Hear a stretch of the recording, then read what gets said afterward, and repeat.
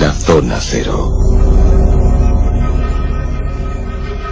Llegan nuestros clásicos monográficos. La Zona Cero siempre cumple, fiel a su cita, por estas madrugadas inquietas de miércoles a jueves. Y aquí están nuestros eruditos, nuestros sabios, nuestros asesores, Carlos Canales y Jesús Callejo, que están hoy muy incendiarios, les veo muy pirómanos. No sé si van a pretender aquí montar un fuego, pero desde luego la combustión espontánea es el leitmotiv principal de esta madrugada. Vamos a hablar de las combustiones espontáneas, un asunto que siempre os ha llamado mucho la atención, que nos lo habéis solicitado, porque es curioso, ¿verdad? Es terrible ver cómo alguien puede arder delante de ti, sin motivo o causa aparente. Y lo más terrible es que incluso puede arder sin que su ropa se queme. Esta noche, combustiones espontáneas, vamos a abordarlas de una forma clara y directa. Don Jesús Callejo, muy buenas noches. Muy buenas noches. Usted arde poco, la verdad. Ardo poco, estoy poco quemado, todavía no tengo ese famoso síndrome del quemado. Un tipo frío, equilibrado. Pero huele a chamusquina. Don Carlos Canales, muy buenas noches. Buenas noches, vamos a hablar de la CHE. ¿Cómo de la CHE? La CHE, combustión humana espontánea. Quería que era la chuta aragonesa. No. Tú siempre tan práctico, Carlos. No, es una denominación que tiene ya unos años, casi 15, y bueno, parece bastante correcta.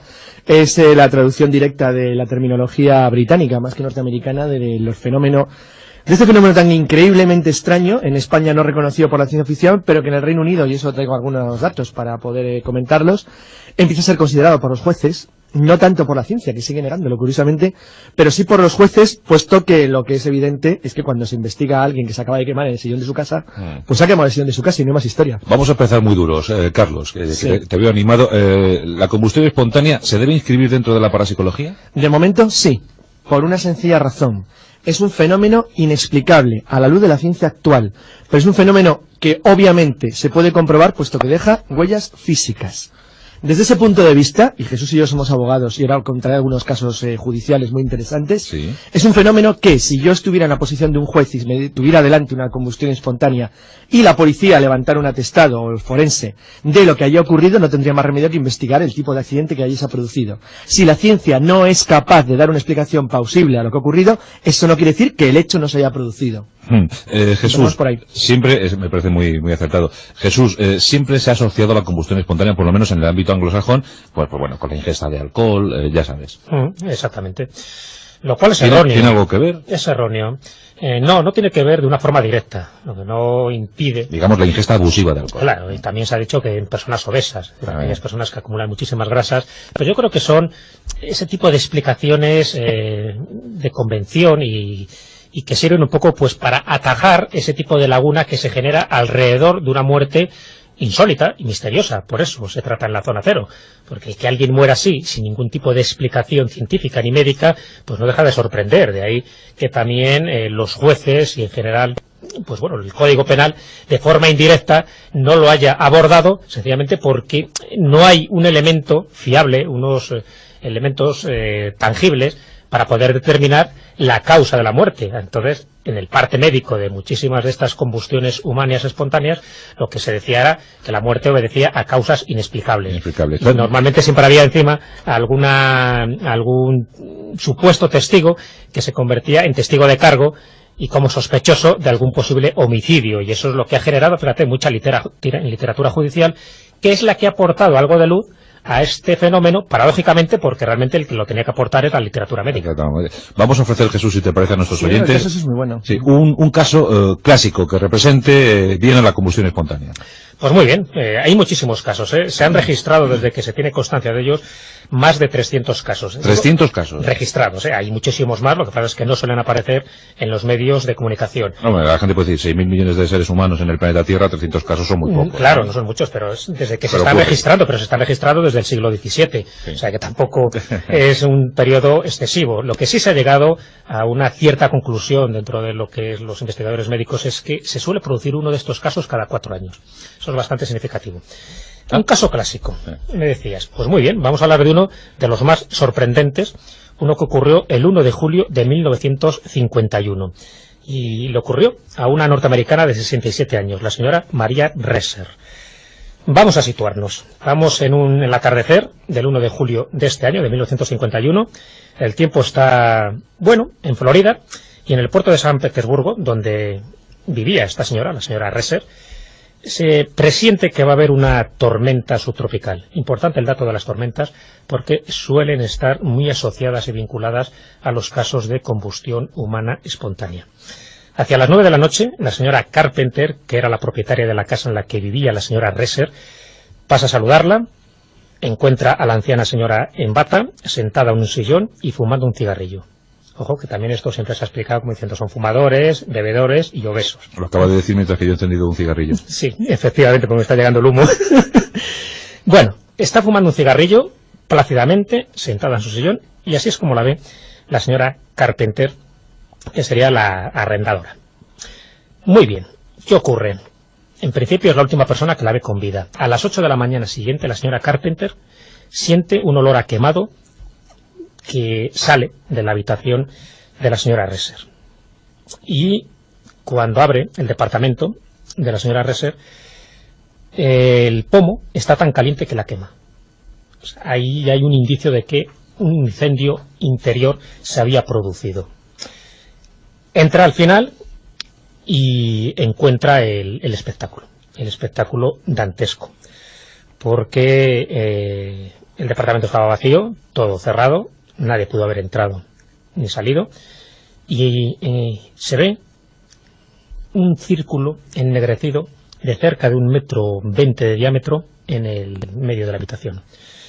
Quedan algunos resortes del sillón, las cenizas de un velador y las partes metálicas de una lámpara, y lo que resta de la arrendataria, es decir, de la señora Reser. Lo que se ve, y esto después quedó confirmado y cotejado por el informe médico, lo que se ve es un hígado carbonizado, unido a un fragmento de columna vertebral, un cráneo encogido al tamaño de una pelota de béisbol, un pie calzado con una pantufla de raso negro quemado hasta el tobillo y un montoncito de cenizas ennegrecidas. Nunca una combustión espontánea fue tan completa ni tan impresionante. Aquí tienes un caso clásico. Un caso clásico del año 51, ¿sí, Carlos? Claro, voy a contar una más reciente que es muy interesante porque sí. John Heimer, que es un investigador del Departamento Criminal del Reino Unido, estuvo presente, bueno, en una investigación en Gwent, en Gran Bretaña, sobre un caso de combustión espontánea que ha generado, bueno, pues probablemente lo que es ahora mismo la teoría más moderna, que es la que él mismo sostuvo después de que acabara el proceso de investigación judicial del caso de Henry Thomas, que era un anciano de 73 años de edad. Cuando él ya llegó, enviado por el Departamento de Policía para que investigara lo que acababa de ocurrir en Gwent, se encontró con un anciano de 73 años de edad que había, en medio de una claridad de color anaranjada que se había producido por la sencilla razón de que la carne vaporizada y condensada que había cubierto toda la habitación había oscurecido la luz hasta el extremo de darle ese extraño tono anaranjado, pues se encontró con que la alfombra y la moqueta que estaban bajo el sillón en el cual se encontraba el cuerpo no habían sido quemados en absoluto. La verdad es que fue algo tan sorprendente que el forense destacado en la escena no tuvo más remedio que reconocer que el sillón había ardido solamente cuando el cuerpo estuvo ardiendo. Lo interesante es que Thomas, que no era fumador, fue, según el juez, porque tenían que sostener una teoría oficial, que es lo que motivó luego la investigación de Heimer, pues bueno, dijo que había caído hasta la hoguera con la cabeza, que había golpeado un grupo de hierros, que ese grupo de hierros a su vez había hecho que extendiera las piernas y a partir de ahí se quemó. Bueno, esa versión oficial que llevó el juez de instrucción y que fue la que marcó el veredicto, afectó tanto a Heimer que decidió hacer una investigación por su cuenta. Él sabía perfectamente, porque lo sabía, que el cuerpo, tal y como había sido encontrado, estaba completamente reducido a cenizas, menos curiosamente los pies y los calcetines, que estaban completamente intactos. Él calculó, puesto que era un experto en el asunto, que para convertir un cuerpo en una ceniza de ese tipo tenía que haber sido sometido durante un tiempo bastante grande a una fuerza superior a los 900 grados centígrados, es decir, la misma que un horno crematorio. Sin embargo, sabía perfectamente que incluso en los hornos crematorios sería necesario, es decir, el mantener 24 horas un tipo de intensidad calorífica de ese nivel para poder llegar a hacer una ceniza blanca de este estilo. Para que los oyentes hagan una idea, un incendio doméstico habitual genera llamas del orden de los 200 grados centígrados, que son los que harían arder un edificio. Para que alguien compare el tipo de fuerza que tuvo que generarse sobre ese sillón fue de la misma intensidad calórica que la que destruyó las Torres Gemelas, por encima de los 2500 grados centígrados. Pero Carlos, ¿el cuerpo humano es capaz de generar esa potencia calorífica? Sí, a partir de ahí surgió la teoría de Heimer. Heimer tardó muchísimo tiempo en elaborar una teoría que explicara cómo era posible que algo se quemara de una manera tan localizada sin afectar ni siquiera al entorno, y además de una manera tan brutal que pudiera superar lo que sería el incendio capaz de ser generado por un horno crematorio. La teoría de Heimer, que fue publicada en la revista New Sciences el 4 de mayo del 96, es ahora mismo la teoría más avanzada sobre las combustiones espontáneas, si es que consideramos que son un fenómeno real. Y Heimer es un investigador muy serio, y desde luego lo que ocurrió en el caso de Henry Thomas, en muchísimos más, como luego veremos, es un caso absolutamente real. Heimer llama a su teoría explosiva. Él considera que las combustiones humanas espontáneas son el resultado de la reacción del hidrógeno y el oxígeno dentro del cuerpo a nivel celular, hasta el extremo de generar una mezcla adecuada de los dos elementos que funcionan exactamente igual que los combustibles líquidos que se fusionan, es decir, exactamente igual que los combustibles de los cohetes espaciales. De manera que generan una potencia de calor tan terrorífica que cuando en ese momento se da una combinación adecuada a nivel celular, abrasan el cuerpo hasta temperaturas que podrían llegar a alcanzar los 2500 grados sin ni siquiera afectar al entorno. Joder, pues eso tiene que ser una potencia brutal en pocos segundos. Claro, imagínate lo que significaría eso. Es decir, significaría, incluso también se utilizan para explosivos de combinación por mezcla, que funcionan como los pegamentos de doble componente. O sea que cuando se juntan, la reacción en este caso de hidrógeno-oxígeno genera una explosión de tal nivel a nivel celular que todo el cuerpo entero actúa como si fuera la fusión de eso, de un cohete, es decir, del líquido que permite el lanzamiento de un cohete espacial. O sea, por una reacción desconocida hasta ahora, que no sabemos muy bien cómo funciona, el cuerpo humano se convierte en una auténtica bomba. Claro, la teoría de Heimer ha sido muy apoyada, porque cuando él presentó en el año 96 finalmente todo su informe, después de 16 años de investigación muy profunda, mencionaba dos casos también muy interesantes. Voy a contar el primero, luego dejo para más adelante el otro porque es fascinante, que es el caso de Jack Stacy. Jack Stacy es un bombero que fue testigo en primera línea de lo que puede ser una situación de combustión espontánea producida en un momento dado y verificada por un testigo ocular, en este caso cualificado. Bueno, Jackie Stacy iba con su equipo de bomberos en Londres cuando fueron alertados por una llamada urgente de que se estaba produciendo un extraño incendio en un callejón. Lo que encontraron, porque cuando llegaron en ese momento vieron a un mendigo que estaba caído en el suelo y vieron como si un soplete lanzara una llama que salía del interior de su cuerpo. Aparte de la paralización por la sorpresa que te das cuando ves algo que es completamente desconocido a lo que tu forma de percibir la realidad está acostumbrado a ver, Jackie Stacy trabajó como lo que era un bombero profesional. Automáticamente dirigió un chorro de agua sobre el cuerpo y se acercaron al cadáver. Entonces vieron que había una hendidura a lo largo de todo el abdomen que estaba abrasada como si hubieran cortado con un rayo láser, porque había cicatrizado toda la herida, y las llamas habían salido hacia arriba como si fueran las llamas de un soplete, es decir, completamente rectas, y según iban extendiéndose le habían ido cortando el cuerpo por la mitad. Bueno, calcularon que el calor que tenía que haber generado esa llama superaba los 1200 grados centígrados, y fue un calor que se generó solo en el espacio donde el vagabundo se encontraba, sin ni siquiera tocar las cajas de cartón o la basura que había alrededor. Es tremendo. Yo me acuerdo, Jesús, el caso de aquella chica en una discoteca de Canadá, ¿verdad?, que ardió delante de sus amigos y le echaron la culpa al alcohol, ¿no?, que había bebido mucho alcohol. Tiene mucha relación, ¿eh? Claro que tiene mucha relación, porque la teoría que ha expuesto Carlos, que es interesantísima, sobre todo por los años de investigación que le llevó a este investigador el analizarla y llegar a esa conclusión, pero no deja de ser fantástica, porque para que eso se produzca estamos hablando de algo que todavía la ciencia no llega a determinar. Estamos hablando de una reacción del hidrógeno y del oxígeno dentro del cuerpo a nivel celular, algo extrañísimo que se puede dar en momentos muy concretos, de ahí que sea tan excepcional estos casos de combustión humana espontánea. Pero es que hay otras dos teorías que también están adquiriendo últimamente mucho peso, mucha fuerza a la hora de intentar explicar lo inexplicable que siguen siendo estas combustiones espontáneas. Uno sería el efecto mecha y el otro es lo de los rayos en bola. Lo del efecto mecha, que suena así como muy espectacular, pero que tiene su lógica, sí que tiene su parte de razón en aquellas personas que acumulan mucha grasa. El efecto mecha lo que dice más o menos es que, bueno, de esas 300 personas que se han registrado hasta el momento de este fenómeno, se sabe que la ropa de la víctima se enciende accidentalmente. La causa puede ser por muchas cosas, o bien por una chispa de la chimenea, o porque está fumando, evidentemente puede haber ahí una relación efecto-causa, o por la electricidad que genera estas tormentas, alguna chispa que puede haber descendido por la chimenea, etcétera, etcétera. Da igual, el hecho es que sus ropas se incendian accidentalmente. Por supuesto, no estamos hablando de suicidios. Y actúa como una mecha de una vela. O sea, calienta el cuerpo, la ropa en principio, pues bueno, a una temperatura que derrite la grasa corporal, de la cual esta grasa va ardiendo como una vela, proporcionando una fuente de combustible durante horas. Para que lo vean más claro, uno de los que mantienen esta hipótesis, que es John DeHaan, un investigador estadounidense de incendios provocados, demostró que podría ser por el efecto mecha. Y lo que hizo es que, bueno, pues cogió a un cerdo directamente. Ningún humano se quiso prestar a esta experiencia, no sé muy bien por qué, pero vamos, cogió el cadáver de un cerdo, por cierto, no estaba vivo. Porque por su tamaño y composición corporal similar a la de un ser humano. Como que se parecía. Es así.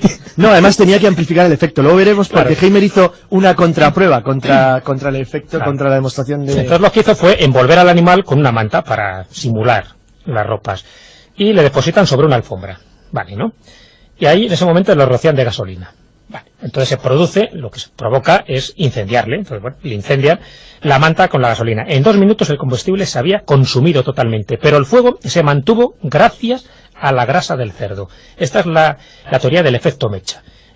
Por un lado existe el detonante, se queman las ropas, pero luego se va manteniendo ese calor, que es intensísimo. Se ha hablado, Carlos comentaba los 2500 grados, pero después se ha rebajado, según otras teorías, a los 1650 grados, que serían necesarios para fundir los huesos humanos, y eso es lo que iría siendo como una fuente de combustible lenta, pero irremisible, de tal manera que te carbonizaría todo, hasta el punto que en las combustiones humanas espontáneas se ha llegado a algo que sería insólito y que no ocurre en los incendios normales, y es que se pueda reducir el cráneo de una persona, como el que contaba de la señora Resser, porque lo normal en un incendio es que el cráneo aumente de tamaño, incluso llegue a explotar, pero no que llegue a reducirse. Por cierto, Carlos, queremos saber si en esto de las combustiones espontáneas hay supervivientes, es decir, hay combustiones espontáneas parciales. Sí lo hay. De hecho voy a contar un caso muy curioso, el de Jack Angel, porque no solamente fue un superviviente, sino que se centró su caso, bueno, se convirtió de hecho en uno de los paradigmas de las posibles investigaciones de supervivencia a una combustión espontánea, pero todo falló, yo le diré por qué.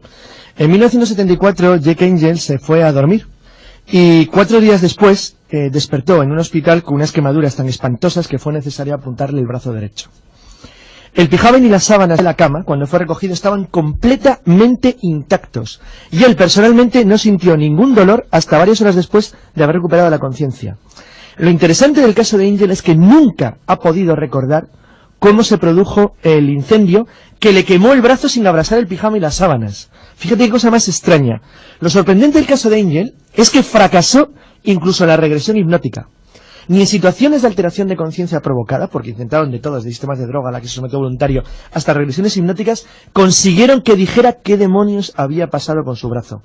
Es un caso curiosísimo. Sí quería contar una cosa referente a lo que ha dicho Jesús, y es que Heimer hizo una contraprueba contra el famosísimo caso de la demostración del cerdo del efecto mecha, porque él dice que hubo un elemento en el cual se alteró profundamente la realidad, que es lo que separa las pruebas que se han realizado sobre el efecto mecha de lo que es una combustión espontánea humana real.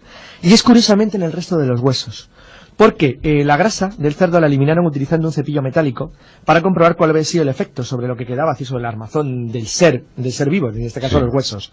Y vieron que debajo de la capa el hueso no había sido quemado, con lo cual, aunque la temperatura de carbonización fue de 50 minutos, que es mucho más de tiempo que el que se somete una persona a una combustión espontánea, por cierto, las combustiones espontáneas también afectan a animales, el hecho cierto es que no se llegó a quemar el hueso. Sin embargo, todos los casos que se habían investigado de las auténticas combustiones espontáneas, los huesos quedan completamente convertidos en ceniza blanca, como si hubieran sido metidos en un horno crematorio 24 horas. Hemos escuchado hipótesis que nos hablan de química, que nos hablan de reacciones desconocidas. Yo no sé si hay alguna hipótesis, Jesús, que nos acerque al mundo de lo paranormal. Hombre, pero son las hipótesis menos contundentes y menos fiables. Sí, siempre se ha hablado de que puede ser la actuación de algún espíritu, en fin, de algún tipo de fuerza sobrenatural que se ha apoderado sobre la víctima, pero si ya es difícil de explicar desde un punto de vista científico, pues mucho más es explicarlo desde unos parámetros pues totalmente fantásticos. Vamos, que un químico tiene más argumentos en este caso que un esotérico, ¿no? Evidentemente, porque fíjate que incluso hasta los escépticos han llegado a negar esta fenomenología, que es verdad que es extraña, pero no se puede negar porque casos hay. Pero no hay que llegar ni a un extremo ni a otro, ni a negarla, porque ahí están esos 300 o 1000 o los que sean, pero ahí están esos casos, sí. Pero no se puede tampoco explicar, creo yo, desde un punto de vista paranormal. Es decir, que la parapsicología sí tiene hasta un nombre para designar a este tipo de fenomenología, lo cual me parece muy bien porque es la pirogénesis, pero eso no lo explicaría ninguno de esos acontecimientos, vamos a llamarlos sobrenaturales. Yo entiendo, fíjate, y esa es una teoría ya muy sui generis mío, que tiene que ver con las circunstancias meteorológicas, ¿sí? Porque yo he estado un poco analizando todos estos casos, la gran mayoría aparecen unos elementos que son comunes, que te paso a resumir muy rápidamente y después si quieres en detalle uno de ellos. Estas características universales, que serían genéricas para, ya no digo todos, pero casi todos los casos de combustión humana espontánea, es la gran rapidez con la que se produce. Las víctimas se encuentran normalmente tumbadas o sentadas como si nada hubiera ocurrido, y parece que no tienen conciencia de lo que les está sucediendo. Ese sería uno de los elementos. El segundo es que las víctimas no suelen gritar ni luchar. Es algo tan rápido que ellos no son, ya digo, conscientes de que se está produciendo algo que al final va a acabar con su vida. Los vestidos suelen permanecer intactos sobre el cuerpo carbonizado, por lo tanto ahí sí que habría que hablar de alguna circunstancia celular en el sentido que comentaba Carlos. Suelen ser casos individualizados, es decir, rara vez afecta a varias personas. La intensidad del calor, que lo hemos comentado, se necesita por lo menos una temperatura de 1650 grados como mínimo para reducir los huesos a cenizas. Para hacernos una idea, cuando un coche arde, se quema, suele tener una temperatura de 700 grados centígrados. Y aquí estamos hablando de 1650. Jesús, por cierto, ¿se sabe si esto de las combustiones espontáneas ha afectado a miembros de una misma familia? Sería muy interesante saberlo. Sí, sería interesante. Yo no conozco ningún caso. Sí, lo que pasa es que hay una cosa que va en contra de eso, ahora lo comentaré. Claro, que sea un fenómeno recurrente y que afecte a varios miembros de la familia de una forma consecutiva. Que eso sí ha ocurrido en otros fenómenos paranormales, como son casas encantadas, o como son abducciones, cosas similares, que sí parece que son selectivos, incluso hay un componente genético. Aquí no. Aquí se tiene que dar una serie de circunstancias que es verdad, y esa sería la parte un poco que podría confirmar positivamente la pregunta que me has hecho, es que si hay un elemento genético en el sentido de las grasas, en el sentido de la composición celular, en el sentido de que son personas que beben, que fuman, están más predispuestas a que esto ocurra. Y por supuesto si están viviendo en una zona geográfica donde esas tormentas parece que interactúan con una mayor frecuencia en la biología del sujeto, que al final se convierte en víctima. Puede ser, pero yo no conozco casos de combustiones humanas espontáneas que hayan afectado a 2 o 3 miembros de la misma familia. ¿Sabéis por qué no ocurre? Es que es curioso, la conclusión de New Science lo que decía fundamentalmente es que en conjunto había una especie de síntesis que se podía establecer sobre el fenómeno de la combustión espontánea. Y esas condiciones, curiosamente, están contra el hecho que pudiera ser, por ejemplo, una familia. Por lo siguiente, se trata casi siempre, de algo que afecta más al estado psíquico y fisiológico de la víctima que la edad o al sexo. Con lo cual, se da normalmente en personas solitarias, sedentarias, incapacitadas por enfermedad o por lesiones, psicológicamente desesperadas, con miedo, depresión, nerviosos o muy resentidos. Es decir, gente en general huraña y aislada, con lo cual, claro, nunca se dan familias, porque son personas que ya en principio viven solas y no tienen un núcleo de relación familiar. Entonces, Heimer llamaba a lo que produce el disparo el percutor. Es decir, que cuando una persona tiene esas condiciones, y en ese momento, en el lugar en el que vive, o por las circunstancias atmosféricas del entorno, se produce un rayo cósmico, un estallido natural de energía de baja frecuencia, una bola de fuego, cualquier cosa que actúe como un disparador, genera una combustión humana. Sí, y por cierto, ¿cuál es la cuota española en esto de las combustiones espontáneas? No, aquí no se ha hecho ninguna estadística, por desgracia, porque es verdad que ¿tenemos algún caso? Se han dado casos, sí. Pero nunca han traspasado un poco lo que es los periódicos sensacionalistas y siempre se han revestido pues de algún tipo de homicidio o de suicidios, pero nunca con ese tipo de explicación paranormal. Yo recuerdo, lo que pasa es que fue una pena que no lo guardara en su momento, cuando existía aquel famoso periódico El Caso. Era de lo más pavoroso, ¿no? Sí. Por la cantidad de crímenes truculentos que allá aparecía. La delicia de los Men in Black. Sí. Sí, es verdad, es cierto. Sí. Recuerdo que me llamó la atención alguno de estos casos, ¿no? De persona muerta misteriosamente en su casa, carbonizada, se supone que la estufa y tal, pues incendió el hogar y ella también quedó carbonizada. Pero bueno, eran explicaciones que daban un poco pues al socaire, ¿no?, del asunto. Que si se investigara y se pudiera recoger en una hemeroteca todo este tipo de casos, seguro que podíamos hacer pues una pequeña estadística ibérica donde algunos de estos siniestros casos no tendrían una explicación tan sencilla, sino que posiblemente obedecerían a combustiones humanas espontáneas. Por desgracia, aquí tenemos siempre que remitirnos a literatura anglosajona, que son los que se han hecho como más sensibles a recoger esta casuística, incluso en novelas literarias, como alguna de Charles Dickens, La casa escondida, ya menciona dentro de una de las escenas así más intrigantes de esa novela, menciona un caso de combustión humana espontánea, lo que quiere decir que en su época este tipo de problemática también bueno, pues tenía sus corrillos y sus detractores y gente, ¿no?, que por supuesto nunca lo ha llegado a admitir, incluso ahora. Pero bueno, está bien que Charles Dickens, sí, que era el padre de la novela social, ¿no? El padre de la novela social, y que recogió algunos de estos casos, incluso Honoré de Balzac también lo tiene recogido en algunas de sus obras. Es decir, sería bueno hacer también un recorrido literario, porque se hicieron eco de supuestos casos extraños. Ojo, ellos nunca lo llamaban combustiones humanas espontáneas, está claro, pero sí indicaban ciertos elementos, ciertos detalles que nos ponían sobre la pista de algo enigmático, de que no había una causa que provocara este efecto.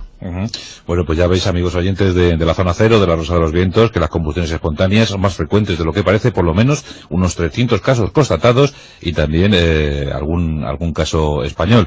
Pues yo recuerdo ahora mismo, Carlos, Jesús, recuerdo, ¿no os acordáis cuando lo del baúl del monje? Efectivamente, hay un caso de combustión espontánea año 52. Pero atribuido al alcohol, ¿no? Sí, pero la persona vivía justo al lado de donde se estaba produciendo los fenómenos de aportes, y un fenómeno poltergeist bastante espectacular. Sí. Eso a mí nos impresiona bastante. Sí. El hecho cierto es que nunca se le pudo encontrar una verdadera relación, porque después fue una lavandería, y durante el tiempo que fue la lavandería nunca pasó nada. O sea, claro, es que fíjate que habría que hablar, siempre nos hemos estado refiriendo a las CHES, esas que comentaba Carlos, que son combustiones humanas espontáneas, pero es que combustiones espontáneas se han producido también en inmuebles, en casas, en objetos, que eso también obedece a un origen incierto, a un origen enigmático. Y eso no lo hemos tocado porque ahí forman parte de una forma en ese caso además parece que lo que ardió fue un armario, eso y ese fue el armario el que abrazó a la persona que estaba durmiendo. No fue él el que ardió espontáneamente en la cama, sino que fue el armario, el objeto, el que se puso a arder. O que él estaba dentro del armario o algo de eso. Estaba dentro del armario y parece que él... Claro, los datos siempre son muy difusos, pero no es el que generó el incendio, sino que el incendio... No se atrevía a salir del armario. Bueno, no tuvo mucho tiempo para contar. En ese caso sí debería haber salido del armario, porque por lo menos podía haber contado la versión. Sí. Pero combustiones espontáneas las hay, como también decía Carlos, en los animales, en objetos, pero mucho más espectacular, que por eso nos hemos centrado en esta noche, es en las combustiones humanas espontáneas, donde todavía sigue siendo un enigma por dilucidar, y los rayos en bola, esa es la última teoría que ha intentado dar luz, pero que de por sí ya merece casi también un monográfico por las implicaciones que tienen los rayos en bolas, incluso en el mundo ufológico. Ha habido algún que otro ufólogo donde toda la casuística ufológica la ha intentado explicar con los rayos en bolas, con los rayos globulares o con las centellas. Pues últimamente las últimas investigaciones dicen que también tiene una relación directa, sobre todo de esa manera, como percutor, como lanzador de las condiciones psíquicas o físicas que comentábamos antes. ¿Cuándo se han dado todos los últimos casos de combustión? El último caso es de hace unos meses, en Estados Unidos, en Minnesota, me parece que en el mes de octubre. El último que estuvimos a punto de comentar aquí en la tertulia, pero por alguna razón no salió. Sí. O sea que casos, si es verdad que se producen cada 4 años, lo cual es bastante significativo, estamos hablando del que teníamos registrado, ¿te acuerdas que hace más o menos un par de años estuvimos tocando también como monográfico pues las combustiones humanas espontáneas, y mencionamos un caso ocurrido el 24 de agosto de 1998 a Agnes Phillips, a una anciana de 82 años en Bonona, en Australia, que murió carbonizada en el interior de un coche, fíjate, en el 98.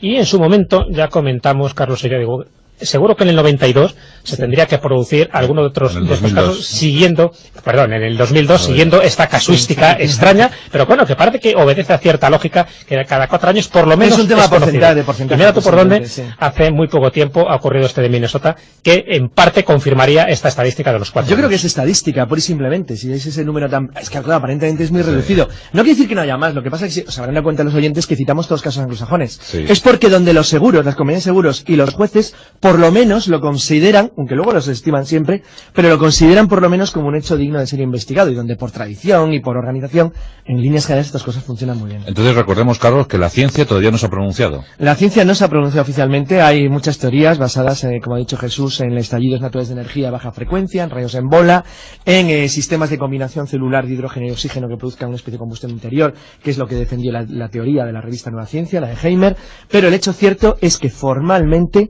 no se considera un fenómeno real. ¿Seguirá siendo entonces, Jesús, misterio para la zona cero? Seguirá siendo un misterio, por supuesto, porque son tan raros estos casos que es muy difícil poder llegar a unas conclusiones definitivas, salvo esos elementos comunes, universales, que he comentado antes y que parece que se dan en casi todos los casos. Pero desde luego las explicaciones, muy difícil, están entre lo que sería la enfermedad, que el cuerpo humano puede generar gases que se queman al entrar en contacto con el oxígeno, esa es la explicación más plausible, más lógica, pero que tampoco explica nada, y estaría también la de la formación de los fosfágenos en el tejido muscular, que no la hemos comentado, pero que algunos tiros van en esa línea. Los fosfágenos, que es un compuesto similar a la nitroglicerina, que podría acumularse, pues eso, en cantidades anormales en personas sedentarias y que tengan propensión a la obesidad. La teoría de los gases intestinales. Pero por supuesto que nadie que sea obeso y que tenga gases se preocupe por lo que estamos diciendo, porque es un caso tan raro, y como ya, si seguimos ese razonamiento de la estadística de los 4 años, ya se ha producido el caso, que se despreocupen que hasta el año 2006 no volverá a haber otra combustión humana espontánea. Auténticas bombas humanas, 300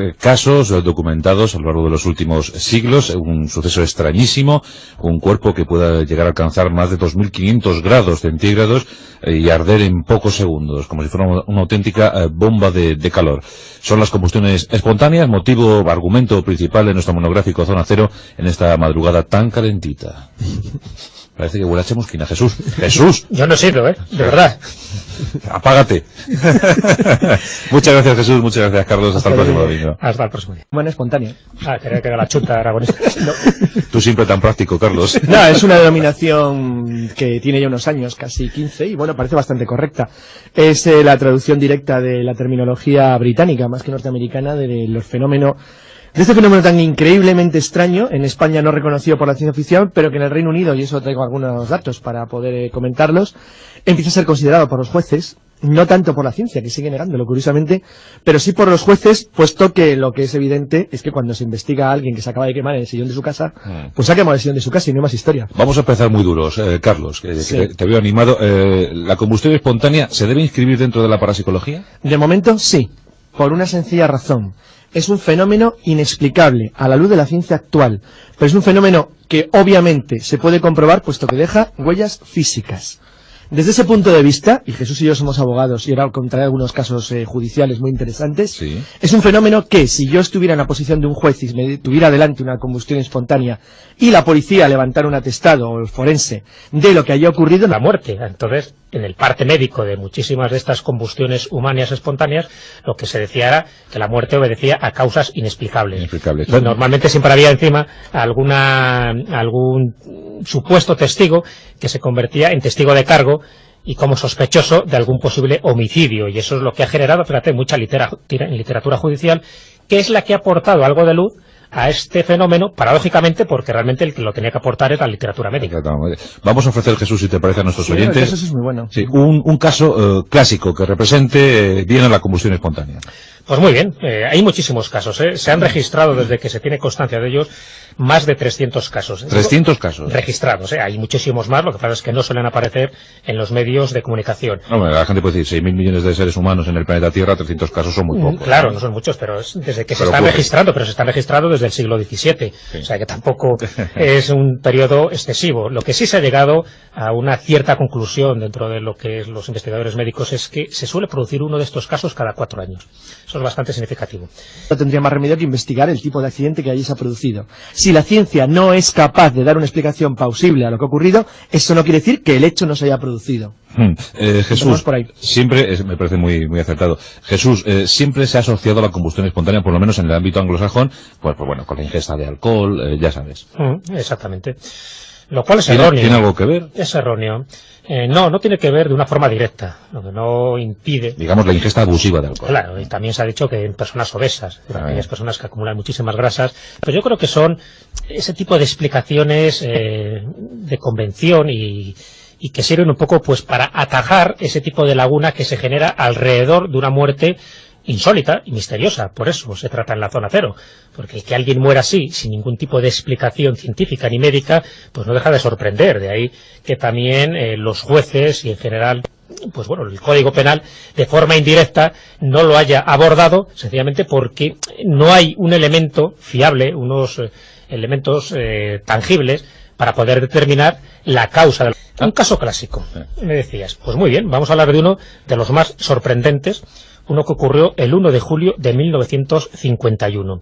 Y le ocurrió a una norteamericana de 67 años, la señora Maria Resser. Vamos a situarnos. Vamos en el atardecer del 1 de julio de este año, de 1951.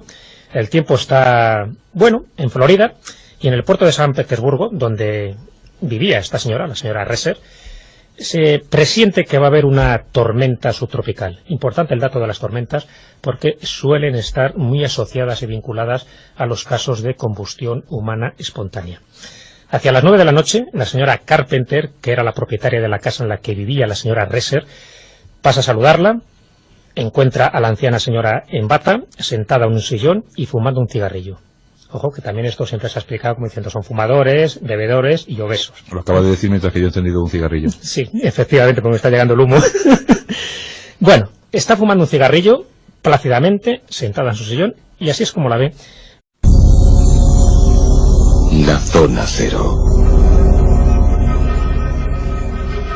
Llegan nuestros clásicos monográficos. La zona cero siempre cumple, fiel a su cita, por estas madrugadas inquietas de miércoles a jueves. Y aquí están nuestros eruditos, nuestros sabios, nuestros asesores, Carlos Canales y Jesús Callejo, que están hoy muy incendiarios, ¿eh? Les veo muy pirómanos. No sé si van a pretender aquí montar un fuego, pero desde luego la combustión espontánea es el leitmotiv principal de esta madrugada. Vamos a hablar de las combustiones espontáneas, un asunto que siempre os ha llamado mucho la atención, que nos lo habéis solicitado, porque es curioso, ¿verdad?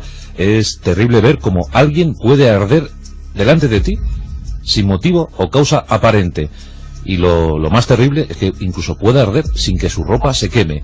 Esta noche, combustiones espontáneas, vamos a abordarlas de una forma clara y directa. Don Jesús Callejo, muy buenas noches. Muy buenas noches. Usted arde poco, la verdad. Ardo poco, estoy poco quemado, todavía no tengo ese famoso síndrome del quemado. Un tipo frío, equilibrado. Pero huele a chamusquina. Don Carlos Canales, muy buenas noches. Buenas noches, vamos a hablar de la CHE.